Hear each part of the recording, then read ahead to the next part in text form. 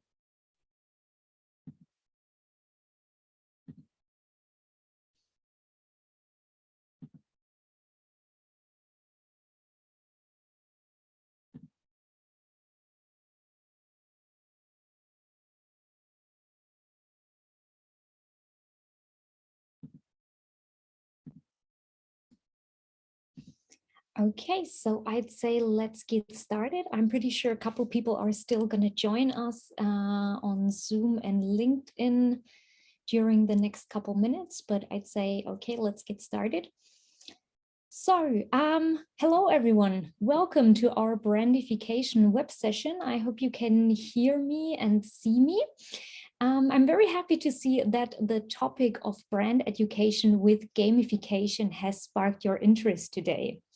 So my name is Lisa Brands. I am IT project manager at Brandification.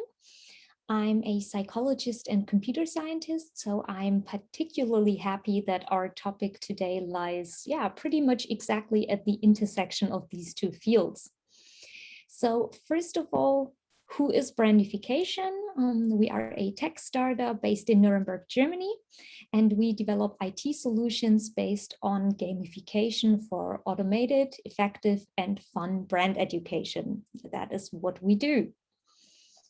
So we are talking about brand education today, and in particular, how we can use gamification elements in this area. Now, I'd say let's get to the most important question right away. What is gamification? You probably have an idea about what gamification is. There's a reason why you signed up for this web session. You might have seen gamification concepts that motivate people to throw their garbage into a bin or to drink water or to do household chores. But let's start right at the beginning. Gamification is the application of typical elements of game playing in non-game contexts with the aim to change behavior and increase motivation among users. So that is what gamification is all about. And before we get into the session and I explain to you how you can use gamification for brand education, just a little remark. This web session is not just going to be me talking. We have actually prepared a little quiz for you around the topic of games. So the questions will pop up from time to time during the web session, and they will allow you to test your knowledge around the topic of games, just to let you know. Okay, so now that we have defined what gamification is, this of course begs the question, why are we talking about this today? Why is this a topic that we should be addressing as part of brand education? And here I would love to quote Jane McGonigal, who is Director of Game Research and Development at the Institute for the Future in Palo Alto. And she's also the author of the book Super Better. And she has given a very great TED talk that is very much worth seeing on the topic of gamification. And I would love to quote her here. She says, right now, we spend 3 billion hours a week playing online games. Some of you might be thinking, that's a lot of time spent playing games. Maybe too much time, considering how many urgent problems we have to solve in the real world. But actually, according to my research at the Institute for the Future, the opposite is true. 3 billion hours a week is not nearly enough gameplay to solve the world's most urgent problems. In fact, I believe that if we want to survive the next century on this planet, we need to increase that total dramatically. I've calculated that in total, we need at least 21 billion hours of gameplay every week. So as we can see, we might actually need playful elements to solve very specific real challenges. At least it makes solving real life challenges easier, more efficient, and more fun, of course. And this is also reflected in these very current figures. The gamification market is expected to grow from roughly $5 billion in 2016 to nearly $12 billion by the end of 2021. However, there are still certain misconceptions about gamification that keep companies from harnessing its potential. The prejudice still very stubbornly persists, for example, that games are just not suitable for the workplace. Games are something for people's free time. Gamified topics might not be taken seriously, is another common one. Some even fear that gamification might promote addictive behaviors among employees. If you ask me, it could be worse than employees getting addicted to their work and not wanting to stop working anymore. But yeah, jokes aside, this fear has been found to be completely unfounded. And of course, an all-time favorite, my employees are just not the target audience for games. Many brands have a hard time believing that game elements could be a good fit for their employees, which effectively leads to them missing out on the potential gamification offers. So let's have a closer look at this target audience for games. When we think of a gamer, the stereotype that comes to mind is young, male, a little nerdy most likely. And this stereotype is actually very far from the truth. When we look at the numbers, we'll realize that, for instance, half of the gamers are actually female. In fact, adult women represent a larger portion of the gamer population than boys under 18. 79% of gamers are adults, and still a whopping 41% of gamers are 35 or older. The average person who purchases a game is 36 years old. 36, that's clearly not some teenager playing video games. That might very well be our employee, whom we want to educate with our brand values. So these numbers already give a glimpse at why gamification is a topic very much worth exploring when it comes to brand education. So let's have a look at what we're going to talk about today. We just discussed why gamification is relevant for us in brand education.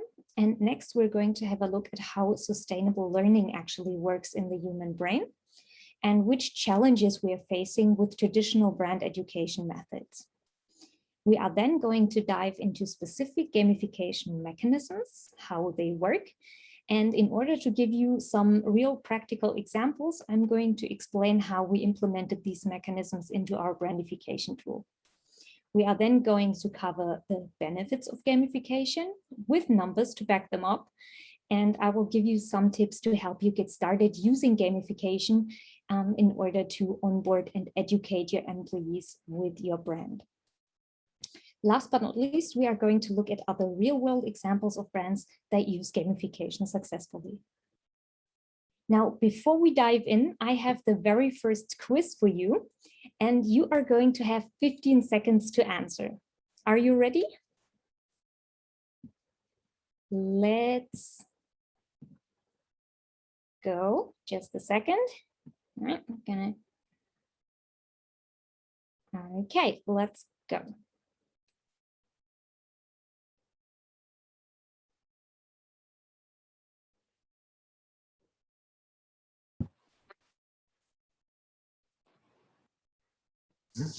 Ich habe ein Webinar.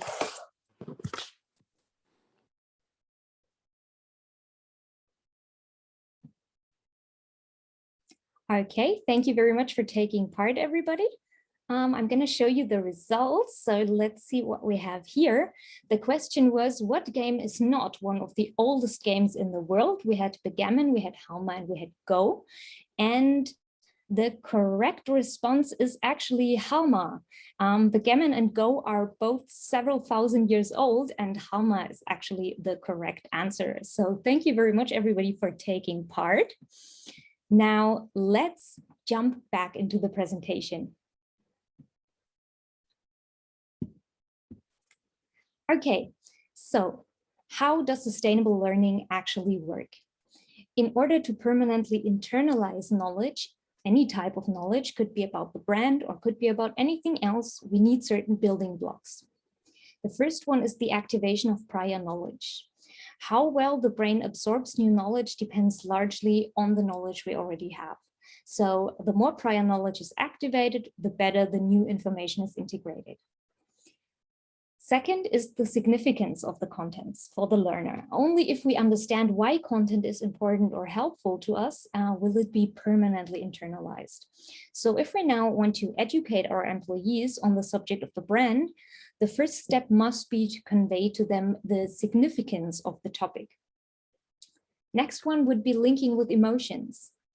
Evolution has designed our brain so that content that was linked to emotions during the learning process is stored more sustainably. And this unfortunately works with traumatic experiences, but it also works for experiences that are fun or evoke a sense of pride. And emotions are evoked much more easily when we do something ourselves. So when during the learning process, we are involved hands-on instead of just passively consuming content. The next building block is regular repetition. Even though we all hate to hear it, but our teachers back then were actually right. Pulling an all-nighter before the exam does not help. We also see that here. Right? The forgetting curve. We can see here that a large portion of what we just learned is forgotten frighteningly quickly. Only a couple of days after the learning experience, large portions of the content are already lost. So knowledge is best consolidated when it is repeated regularly. Ideally, the repetition is even integrated into everyday life so that learning is no longer perceived as an additional effort. The next building block is success. Quick success at the beginning increases the motivation to stick with it and to continue working on a topic. So the base for successful learning is a challenge that can be mastered and that makes sense to us. Under challenge leads to boredom, over challenge leads to overwhelm. In both cases, the brain is just going to shut down. So we learn successfully if we are presented with challenges whose completion just gives us a true sense of achievement. And last but not least, novelty. Novelty and significance favor the retention of information as they tap into our natural curiosity. So we always remember very easily things that we have seen or experienced for the first time and that are important to us. Now, another topic that is really important here are the intrinsic and extrinsic motivation. And I will explain to you why we have to discuss them here. There are other theories of motivation which we are not going to discuss here, but these two are super important when it comes to gamification and when it comes to brand education. Intrinsic motivation is the type of motivation that arises from within ourselves. If an activity gives us pleasure, if we are interested in something, if we have set a certain goal for ourselves, then we are intrinsically motivated. Extrinsic motivation, on the other hand, is the type of motivation that is fueled from the outside. For example, if we are paid or given a reward for achieving a certain goal. Now, why are these types of motivation important to us in brand education? Many of the building blocks for sustainable learning that we have just discussed are based on intrinsic motivation. Novelty, meaningfulness, emotions, all of those usually require that we want to engage with the learning content to a certain degree. And that's why sparking intrinsic motivation is always considered the #1 goal when it comes to learning, because as soon as a person really truly wants to learn about the subject, he or she hardly needs any further external reward or encouragement. However, we are talking about brand education in the work context. The work context is a naturally extrinsic motivated area as employees are being paid for their work. So even for individuals who enjoy their job, getting paid will still be their main source of motivation for working. So our challenge is basically to inspire intrinsic motivation in an environment that is extrinsically motivated by nature. And this creates a number of challenges for us in brand education. Now, before we look at the challenges we are frequently facing in this area, I have quiz #2 for you. So let me pull that up.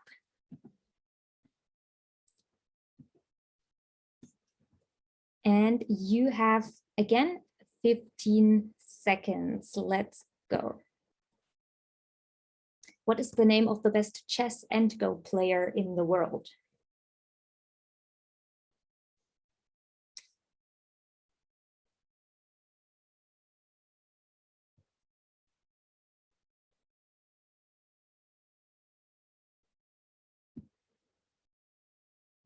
Okay, let's see the results. Oh, okay. I'm afraid I have to disappoint the majority of you guys. The two people on top, they are both chess and Go champions, but there was one, well, individual entity who beat them both, and that was AlphaZero, the artificial intelligence, who is the best chess and Go player in the world. All right, thank you very much, everybody, for taking part. I'm gonna end this quiz and let's jump back in. So let's talk about challenges in brand onboarding and education. How do companies traditionally try to convey knowledge about their brand to their employees? The most frequently used measures for brand education are e-learnings, trainings, and intranet. Of course, it always depends on the individual concept, how successful these education measures really are. However, some of the building blocks for sustainable learning are only covered to a very limited extent or not at all by these measures. So, for example, I would rate the link with emotions rather low in standard e-learning or training. Experiences of success tend to be limited on the internet. The biggest problem, however, in terms of sustainable learning is that employees only come into contact with the brand content very selectively through these measures. There might be a one-time brand training session or an e-learning course, or content is available on the internet, but there is no continuous engagement with the content that would lead to the long-term learning effect we desire for our employees. What's more, the employee's exposure to the learning content is usually rather passive. So the content is absorbed, but usually not applied hands-on and certainly not integrated into the daily work routine. Additional problems have started to arise during the past years.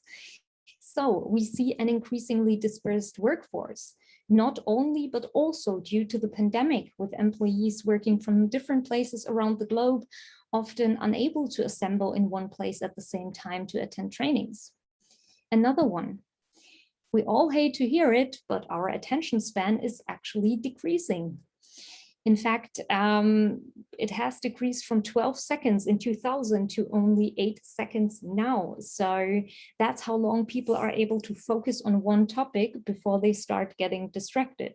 So if you have been listening to me for about 20 minutes now, very good job.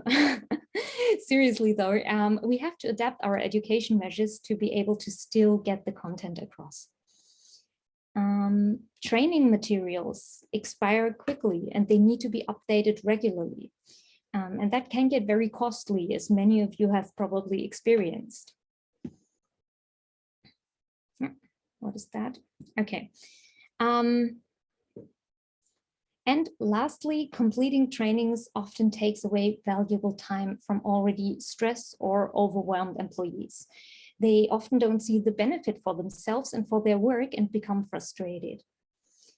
And current statistics reflect these issues clearly and show us what employees in the 2020s expect from education measures in their workplace. The vast majority of employees want training available everywhere and anytime. They want to choose training times that fit their schedule. They believe that regular and frequent training is more important than formal workplace training. They agree that it's beneficial to switch to mobile-based training, and even 1 in 3 employees say that their organization's training is out of date. And this is where gamification comes in. So let's have a look at how gamification actually works. We can use gamification for a number of purposes, such as onboarding and training our employees on the subject of brand right after recruiting them or later down the road. We can motivate them to become involved with the brand, especially employees who don't get in touch with the topic regularly. We can activate employees to engage with the brand, and of course, we want to optimize their performance and their knowledge about the brand. For all these purposes, we can use gamification mechanisms. And while there are still misconceptions about game elements in the work context, here's why gamification is actually a perfect fit for the workplace. So, first of all, the prospect of goal achievement and recognition is a very strong intrinsic motivator that gamification adds on top of the extrinsic motivation that is the paycheck. Game elements give employees very specific calls to action by breaking down larger goals into smaller sub-goals.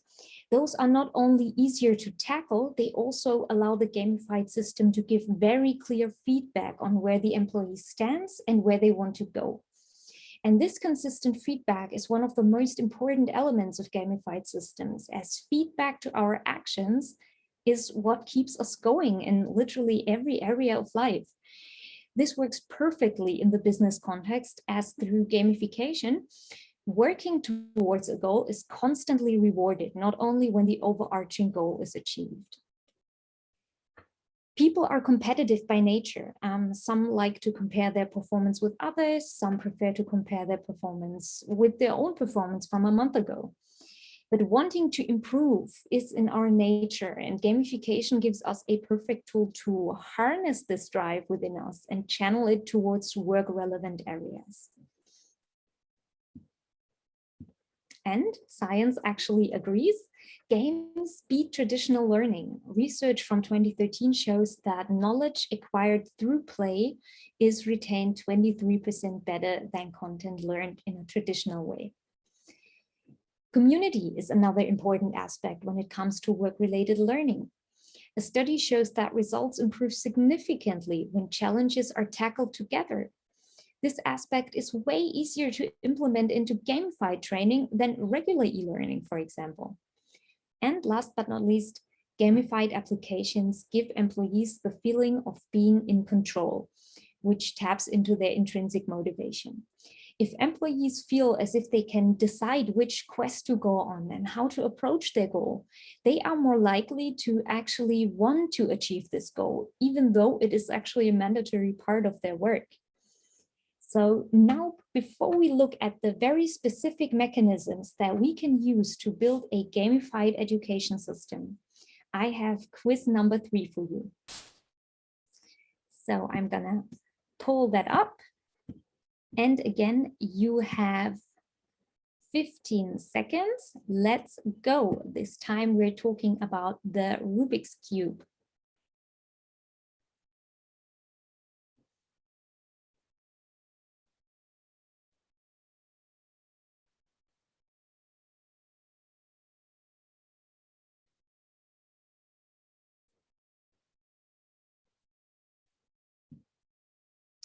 Okay, so let's look at the results. The question was, how long did the inventor of the Rubik's Cube need himself to solve his own cube for the first time?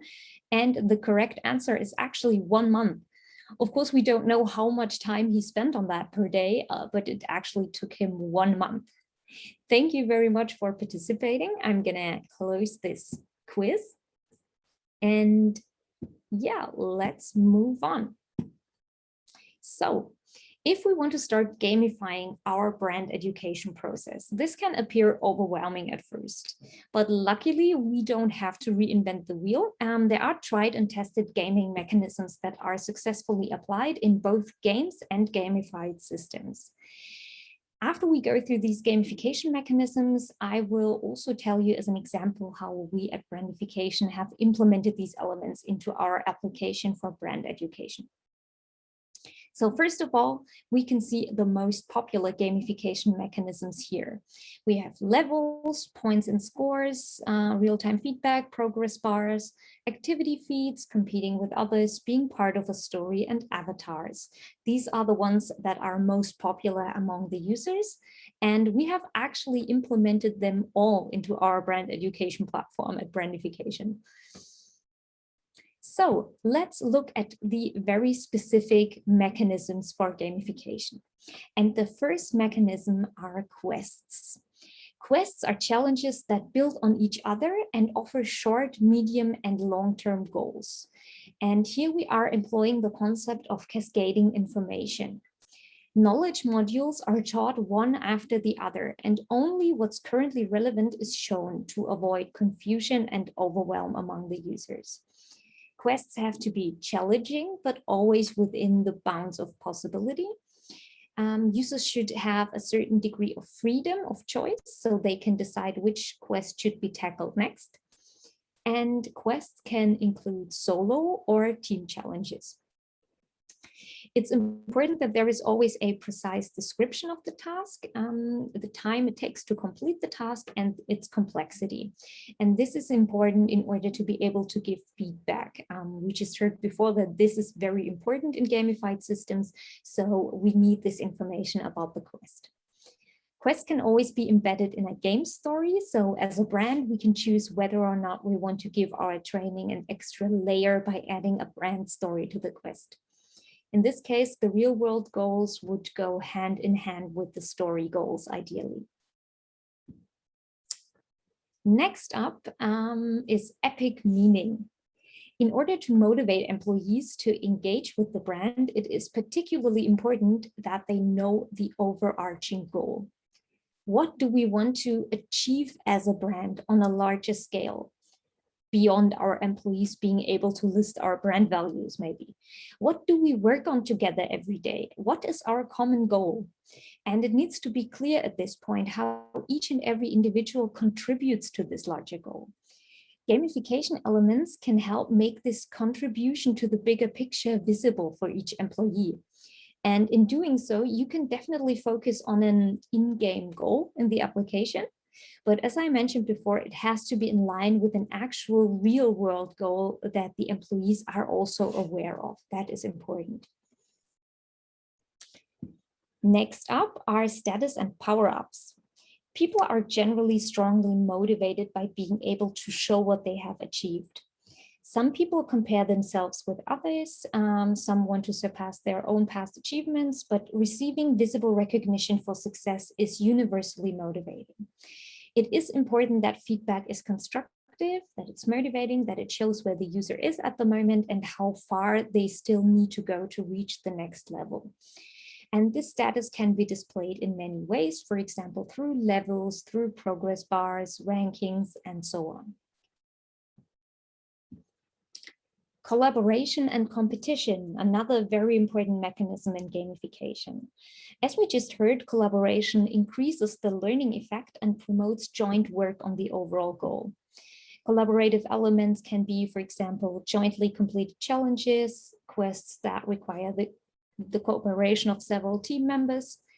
But as mentioned before, competition in the community can also motivate users to outperform others. So including the right amount of collaboration and competition will increase motivation the most. And last but not least, the secret identity. We all have experienced how in games you can play the role of a game character. And during the game, you are not yourself, but you are Super Mario, for instance. On the other hand, so on the one hand, this promotes the immersion in the story and increases the willingness to engage with the game mechanisms. On the other hand, it offers a special advantage, especially in a professional context. And I'm going to explain to you what that is.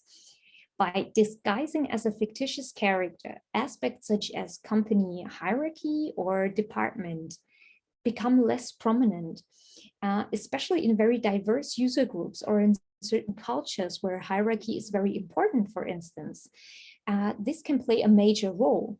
A trainee might be reluctant to challenge a brand manager, for instance.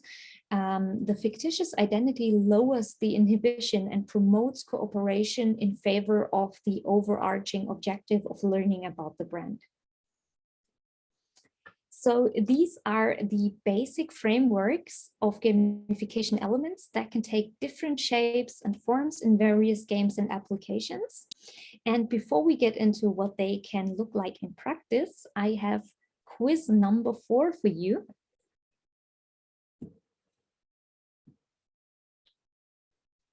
Okay, this time we are talking about Scrabble. Again, you have 15 seconds. Let's go.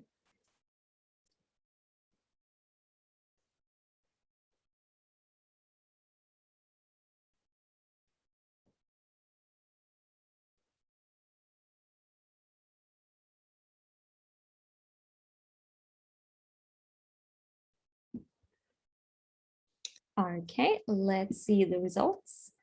So where did you Scrabble fans play this very extraordinary game? And it was actually during a skydive. I personally couldn't believe any of the answers here, to be honest, but during a skydive was the correct response here. Thank you for your participation.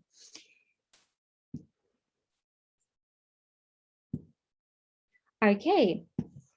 So, as I promised, now that you know the most important gamification mechanisms, I'm going to let you know how we put them into practice with our brandification solution. So you get an idea what they can feel like in a real world tool, specifically for brand education.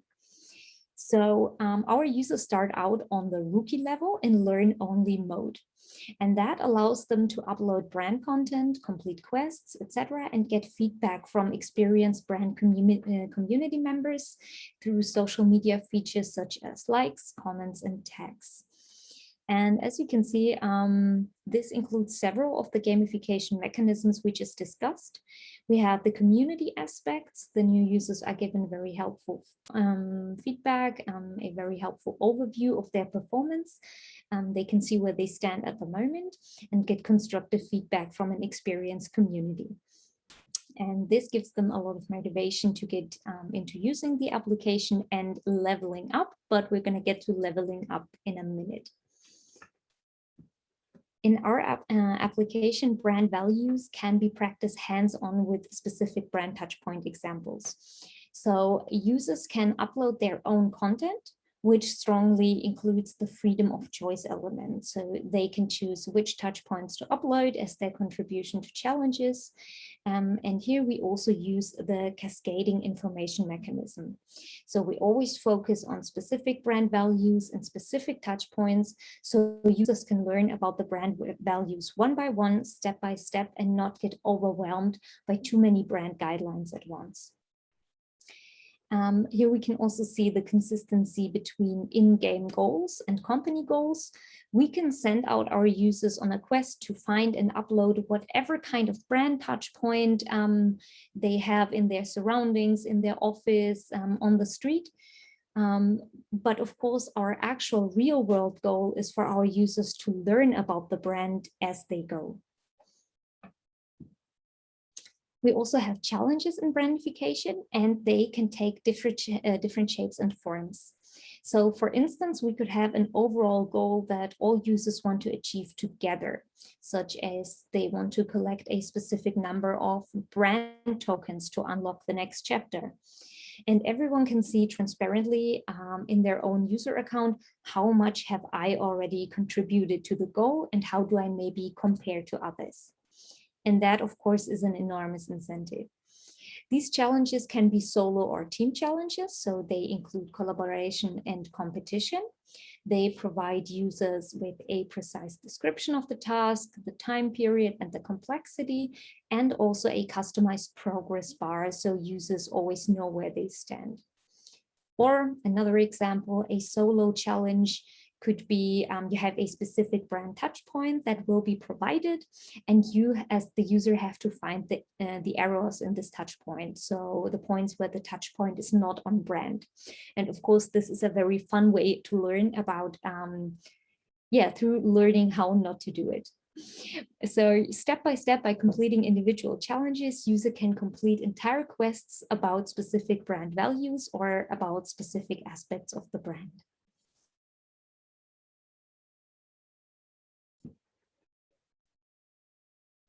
Another way to playfully learn with brandification are our quizzes, which offer tiny snackable bites of brand content that users can engage with on the train, during lunch break, from their mobile phone, whenever and wherever, really. Not only do they cater to our shorter attention span that I mentioned before, and also to the hybrid office situation we are currently in, but they are also super motivating due to the users receiving instant feedback. They also present brand knowledge in a way that's not overwhelming. Again, cascading information, and that can easily integrate into users' daily life. So unlike a one-time training, these tiny bite-sized bits of knowledge can be integrated into the daily work routine. And that dramatically increases retention, as we heard before. In Brand Roulette, users can challenge each other to fun little brand challenges, such as, for instance, name as many countries as possible where our brand is present in 30 seconds, something like this. And this again taps more into the competitive aspect. It allows users to compare their performance, which is a strong motivator. It leads us directly to the topic of levels, which we have as well. So in our application, we decided to display the brand education level for all users based on the score they have already achieved. Everyone starts as a rookie and can then work their way up from bronze to silver to gold. The education level is then a direct expression of how much users have already engaged with the brand. For users who have scored a lot of points in the quiz or in the brand roulette, for example, there are additional badges such as Quiz Champion or Roulette Pro, which again highlight the areas in which users can be particularly proud of their own performance. And Now, in the work context, of course, it's always important to consider whether a strong comparison or ranking of individuals is desired. Now, this is important here. For some companies, this might be an issue and might not be in line with their corporate culture. So in our application, we have decided against a ranking list and instead opted to display the status for each individual user in their profile. So you can also turn points and levels on or off. So you always have the complete freedom of choice which of the gamified elements work for your brand and for your corporate culture. And last but not least, our application also offers the option to use avatars and pseudonyms because brandification is all about brands. On our platform, users can assume the identity of a well-known brand mascot, for example, but cartoon characters, historical personalities, etc., would also be possible here. And as we heard before, this really increases the immersion into the game story, makes exchange across hierarchies and departments so much easier, and this topic plays a major role for many companies here in Germany. It is also a very elegant way to deal with the topic of data privacy, especially if you would like to use points and levels for motivational purposes. But let's say the Works Council has doubts that this might be used to track employees' performance, then we've got you covered. Avatars are a very neat way to deal with this while staying within the realm of gamification. So to sum up, we put all this research into developing the brand education concept for our product, and that's why we see all these beautiful benefits, such as resource savings compared to traditional trainings, an improved brand consistency due to more effective brand training, and an increase in employee motivation due to the gamified elements, which leads us right to benefits of gamification. Now that you got a good overview over some of the most important gamification mechanisms and how we can use them, the one question we need to answer is, does this actually work? And I already dropped some spoilers. Yes, it does. Gamification addresses some of the main problems with brand education today that we discussed earlier. So gamification offers so-called micro-learning elements, which are these tiny bite-sized knowledge nuggets. And not only do they accommodate our decreased attention span, they also reduce overwhelm and allow for regular repetition, as no extra time has to be set aside for studying. This allows our employees to focus on one topic at a time, and it makes onboarding and training flexible in regards to time and space, with employees being able to train their brand knowledge anytime and from anywhere. Another benefit is that these tiny gamified training units always have the user's full attention. With a tutorial or e-learning video playing in the background, it's all too easy to start doing or thinking about something else. And the quiz or 30-second brand challenge in front of us captures 100% of our attention. And this is what we truly need if we want our employees to learn and to retain what they have learned. Last but not least, gamification elements address the what's in it for me problem. So with personalized challenges and feedback, the learning experience can be tailored to the individual user and can meet them where they stand with their expectation and needs for successful brand education. And in fact, statistics show that up to 95% of employees enjoy using gaming-inspired elements in their work. They feel motivated, and they claim that gamification actually inspires them to work harder. They would also like to see more gamified features in their employee training software. And yeah, statistics show that gamified training features can increase employee engagement by a whopping 60% and productivity by 50%. And employees who undergo gamified onboarding score higher on average. In case you're still not convinced, there's more. Compared to traditional learning methods, we see an increase in the learner's confidence, an improvement in conceptual knowledge. We see 90% learning retention, which is massive when you think back to the forgetting curve from earlier today. And we see a massive increase in completed tasks when these tasks were gamified. So now we are approaching the end of the session already. Before I give you some tips on how to get started gamifying your brand education, I have the last and final quiz question for you. I'm just going to bring that up right now. Oh yeah, okay. So this time we are talking about Monopoly in a bathtub.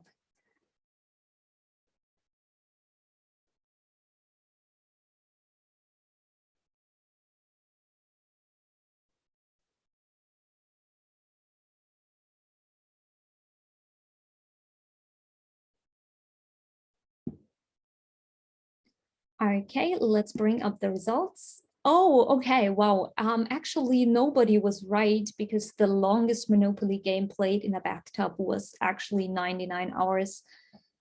I have no idea how you're going to play this with these wrinkly fingers, but that's apparently the way it was. So thank you very much, everybody, for taking part in the quiz. This was our last quiz question, and I'm gonna close this. And now I'm going to give you some tips on how to implement gamification in your brand education.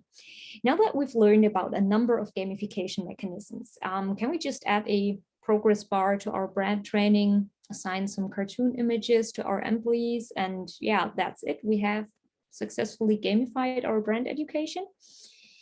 As you can guess, it's not that simple. So which concrete steps can we take to implement gamification mechanisms for brand education? First of all, we need to define our goals, and the more specific they are, the easier it will be to select and implement the appropriate gamification elements and to communicate the overall goal, the epic meaning to our employees. Which ties right into step number 2 here. We need to define what change we actually want to see so we can measure our success. In a third step, we have to link our measures to the concrete daily experiences of the users. Then step number 4 would be to make it clear to them what the common goals are, where we want to go together. And as we heard earlier, this meaningfulness for the individual is an important building block for generating a willingness to learn in the first place. All gamification elements quickly become quite ineffective if we can't get the common goal and relevance across. And then last but not least, it's important to not simply add gamification elements to existing processes, but to adapt them to the workflow. Depending on how your employees work, depending on your corporate culture, some elements might fit, some might not, and it's important to identify which elements are a good match for your brand. Ideally, the gamification elements should replace existing processes, make them easier, generate more joy and motivation when it comes to learning about the brand. So let's say you are interested in using gamification elements for your brand education, but you are not sure where to start the process. So from our experience, what we have found to be a very good strategy is to start small with a pilot project. This could ideally be a group of volunteers or a very specific target group. And starting with this small group allows you to map out the basic framework. So at which stage during the brand education process would you like to bring in gamification? During onboarding, after onboarding, for long-time employees? Which education content do you want to include? Which gamification elements make sense for your brand? For instance, would you like to use avatars, or do you prefer for your employees to use their real names? How much collaboration, how much competition do you wish to include, and so on. And these are also the aspects that we at Brandification help our customers figure out during the setup process based on our expertise. And with that small pilot group, you can always tweak and adjust until you have found the perfect gamified education solution for your brand. Then in a second step, we recommend rolling out the gamified education concept to a larger group, such as an entire department in a specific country. And once that is running smoothly, you can start rolling out the solution throughout the entire company. And like with our gamified quests, this breaks down the larger challenge into achievable sub-goals. So looking at the clock, I would go through this very last part fairly quickly. It's just a little dessert for you guys. Let's have a look at some examples of companies who have successfully used gamification. One of them is Siemens Plantville. It's based on games like Farmville and Cityville. And here the players try their hand at being a plant manager.